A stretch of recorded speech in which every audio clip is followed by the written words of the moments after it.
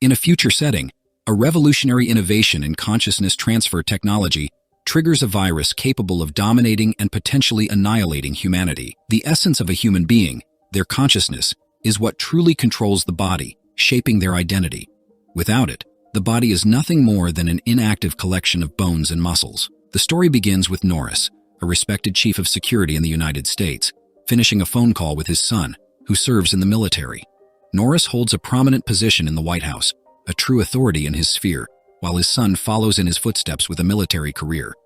Shortly after hanging up the phone, Norris is confronted with an alarming news broadcast on TV.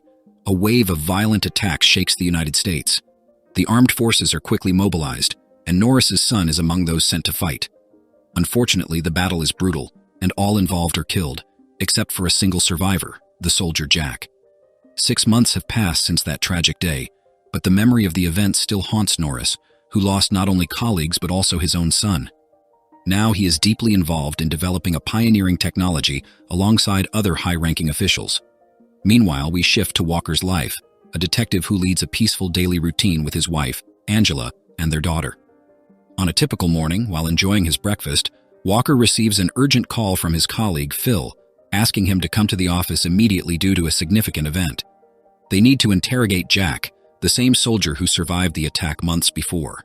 During the interrogation, Jack explains that he was at a cafe he used to frequent when he suddenly felt ill and passed out. Upon regaining consciousness, he found himself surrounded by lifeless bodies, and to his horror, was arrested on suspicion of being responsible for the massacre. Jack swears he doesn't remember killing anyone, describing the situation as a living nightmare. Walker and Phil's superior, Doug, informs them that the FBI is about to take over the case due to the peculiarity of the events. Determined to get to the truth, Walker presses Jack for details about his blackout, hoping to uncover a clue. However, before Jack can explain, he suffers another collapse.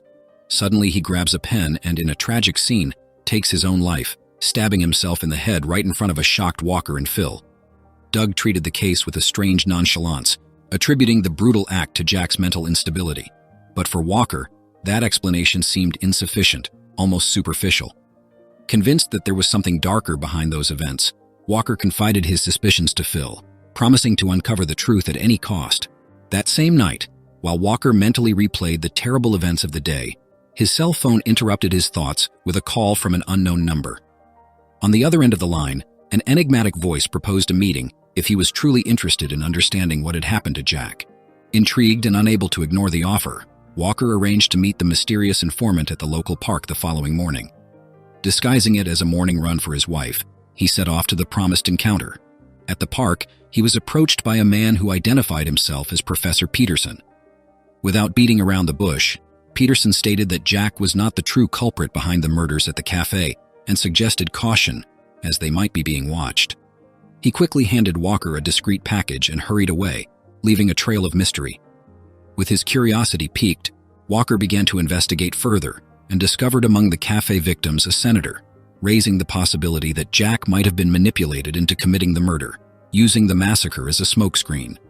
As he attempted to access the information on the flash drive Peterson had given him, Walker encountered a robust password, a new obstacle preventing him from making progress.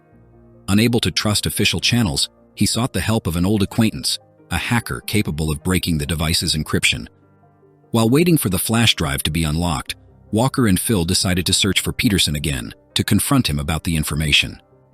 Upon arriving at the professor's residence, they were greeted by a Peterson who acted as if he had never seen Walker before, claiming that this was their first meeting. Confused by such a claim and suspecting something even stranger, Walker seized an opportunity to use the bathroom. There, he took advantage of the moment to stealthily infiltrate Peterson's office, where the professor's personal computer might reveal the answers to his inexplicable behavior. While rummaging through the files on Peterson's computer, Walker came across a folder titled Special Research, which immediately sparked his interest. Unfortunately, as he feared, the folder was password protected. Walker and Phil had to leave the professor's residence without the answers they were seeking. On the way home, Phil shared his suspicion that Peterson was intentionally deceiving them and that his activities might be even darker than they imagined. Soon after, an alarming notification appeared. Someone had attempted to access Peterson's computer security system, and the alert went directly to Norris. This revealed that Peterson was involved in secret projects under Norris's orders. Quickly, Norris called Peterson to alert him about the attempted breach. Peterson, realizing that Walker had tampered with his computer while pretending to go to the bathroom, reported the incident to Norris. Norris's response was direct. Walker had become a problem that needed to be resolved. The next morning, while Walker was taking his daughter to school, a car sped alongside them, and without warning, the driver launched a violent attack. Walker managed to neutralize the attacker, but not without consequences. His daughter was seriously injured during the confrontation. Angela, Walker's wife and a nurse by profession, was furious upon learning about the incident. She blamed Walker's dangerous job for what had happened. Despite the troubles at home, Walker was convinced that the attack had been orchestrated by Peterson, especially since the visit to the professor's house had occurred just a day before. However, even with a thorough investigation, they found no concrete evidence linking Peterson directly to the attack. Doug, Walker's boss, insisted that without tangible proof, they were obliged to abandon the pursuit of Peterson. Furious, Walker felt they were letting a key piece slip away in the plot. Meanwhile, Norris took measures to personally ensure Peterson's protection, instructing his most trusted allies to keep the professor safe. In private conversations, Norris hinted that there were more secrets to keep, and that it was crucial to act quickly before Walker could uncover more about what was really going on. Sitting in his office, absorbing the bizarre events of the past few days, Walker was interrupted by the arrival of his hacker friend, who brought alarming news. The friend handed a USB drive to Walker, confessing that he could not continue working on the project. The content involved research on nanotechnology, so advanced that he had never seen anything like it before. Furthermore, he discovered that the military had implanted a tracker in the USB drive, meaning that any attempt to access it would immediately attract military attention. Determined to get to the bottom of the issue, Walker assured his friend that he would take full responsibility for his actions. They needed to find out what was contained in that device. Reluctantly, his friend agreed to continue, aware of the dangers they faced. Meanwhile, elsewhere, a tense confrontation was occurring at Professor Peterson's house. Norris discovered that Peterson had passed a copy of his critical research to Walker via a USB drive. Enraged and considering the implications, Norris made a drastic and fatal decision. To protect the security of the project, he murdered Peterson on the spot. Walker, still disturbed by Peterson's enigmatic behavior in their last interactions, decided to visit the professor one more time, desperately seeking answers. However, upon arriving, he was met with the grim scene of Peterson's body, murdered. As he stood there, stunned and devastated, his partner Phil, concerned for Walker's safety, followed him to the residence. Seeing Walker next to the body, Phil assumed the worst. Before Phil could act, Walker begged for his trust, swearing his innocence and asking for just 1 hour to prove he was not the culprit. Going against his instincts, Phil decided to trust Walker and granted him the requested time. With the urgency of the situation weighing on him, Walker ran home, knowing that the police could arrive at any moment to arrest him. As he began to prepare to flee, he noticed that his wife, Angela, who was calmly sitting in the garden, started to act strangely and erratically, almost as if she were under external control. Without warning, she attacked Walker, striking him on the head and leaving him unconscious. At that critical moment, as he faded away, the horrifying reality began to unfold. Angela was under the control of another consciousness, manipulated by forces still unknown. Walker's situation, dramatically unfolding, went far beyond mere experiments with nanotechnology. There were darker and more dangerous elements at play. After regaining consciousness, Walker found himself in a secret base where Norris had taken him. Norris bluntly demanded to know where the USB drive the professor had given to Walker was. Reluctant, Walker confronted Norris, accusing him of orchestrating the deaths at the cafe, the murder of the professor, and other nefarious acts. Norris, pressured by the accusations, confessed that the sacrifices were necessary to achieve a greater goal. He revealed that he was leading a revolutionary project that promised to change the world. Reluctantly, Walker handed over the USB drive, but refused to fully cooperate. Irritated, Norris ordered his scientists to initiate the process on Walker. They injected an unknown substance into Walker, causing him to begin losing control over his own body. As this unfolded, high-ranking military officials arrived at the base for a meeting with Norris. Proudly, he presented an innovation, a bulletproof combat robot. The officials were impressed, but were more interested in Norris's main project.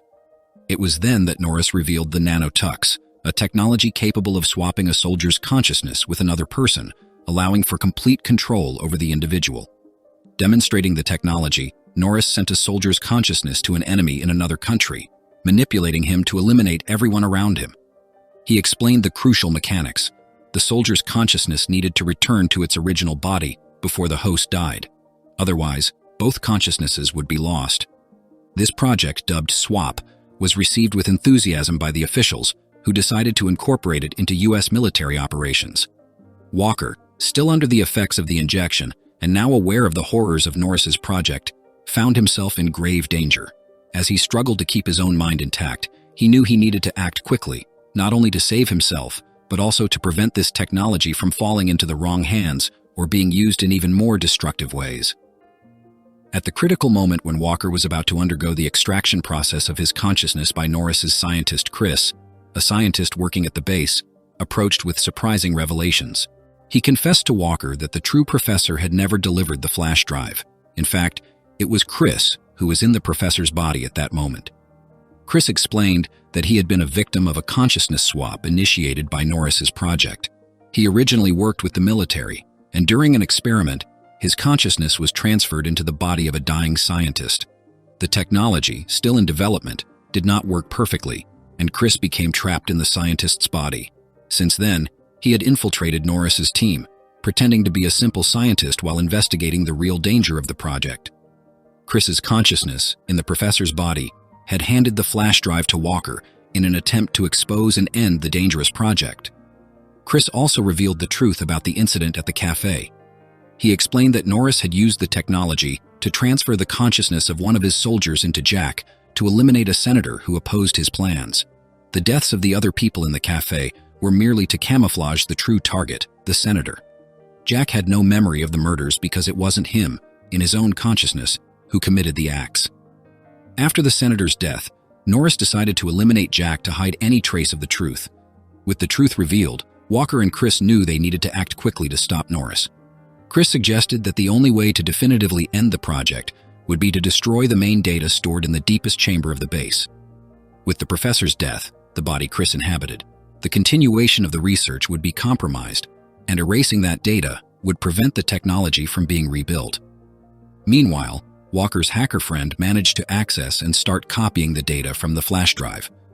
However, the military locator embedded in the device allowed Norris's men to track and locate the hacker, resulting in an imminent confrontation.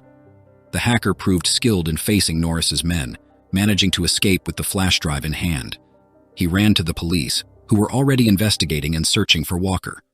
Once the contents of the flash drive were revealed, it became evident to everyone that Norris, the head of security, was behind the entire conspiracy. Phil, who was monitoring Walker's phone, discovered that he was in a military bunker.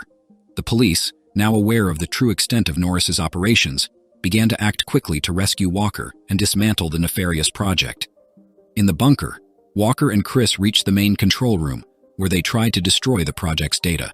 Without access to the required password, they opted for a more direct approach, shooting at the system to force an emergency shutdown. With time running against them, and Norris about to officially present his dangerous project to high-ranking military officials, the urgency grew. In a bold move, Walker decided to use the machine to transfer his consciousness into Norris's body, planning to expose the whole truth from within. Despite the system being damaged by gunfire, the transfer was successful. In Norris's body, Walker revealed to everyone present the true nature of the project, the lives that had been sacrificed, and the immeasurable risks it posed. He emphasized the need to terminate the project to preserve everyone's privacy and security. The military officials, many of whom had secretly supported Norris, were shocked and furious. Controlled by Walker's consciousness, Norris confessed to all the crimes, implicating his corrupt allies. Meanwhile, Phil managed to reach the bunker to assist in Walker's rescue. Chris, concerned about the machine's instability after the damage, informed them that they needed to act quickly to recover Walker's consciousness before it was too late. While Walker, still in Norris's body, worked to delete the last data, the military officials, desperate to protect their own secrets, shot at Norris. Phil managed to open the chamber and restore Walker's consciousness to his original body moments before Norris died, saving Walker from being permanently trapped in another's body. With Norris's death and the destruction of his consciousness, the SWAP project was on the verge of being completely dismantled. However, the threat was not entirely eliminated. Norris's combat robot found them and began an attack. The situation seemed hopeless as the robot advanced to eliminate Walker. Chris, in an act of courage and sacrifice, intervened to save Walker, facing the robot alone. Seizing this heroic moment, Walker identified and attacked the machine's vulnerable point, finally managing to dismantle it. With the robot neutralized, Walker and Phil could finally breathe a sigh of relief, escaping the base just as the police forces arrived.